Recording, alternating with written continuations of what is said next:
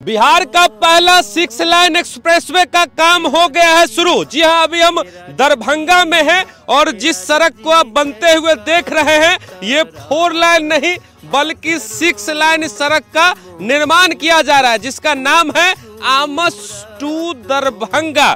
जी हां, अगर ये सड़क बन जाता है तो यहां से पटना जाने में लगभग 1.5 से 2 घंटा मात्र लगने वाला है। आपको बताते चले कि इस प्रोजेक्ट की लागत लगभग 10,000 से 12,000 करोड़ है और ये लगभग 2-2.5 साल में बनकर तैयार हो जाएगा। आपको बता दें कि पीछे आप देख सकते हैं ये NH-27 है और यहीं पर एयरपोर्ट का नया टर्मिनल भी बन रहा है और यहीं से आप जो है यहां से पटना के लिए सीधे रवाना हो सकते हैं। ये 6 लाइन सड़क का काम जो है तेजी से चल रहा है और कुछ ही साल में ये देखिए कि बनकर तैयार भी हो जाएगा।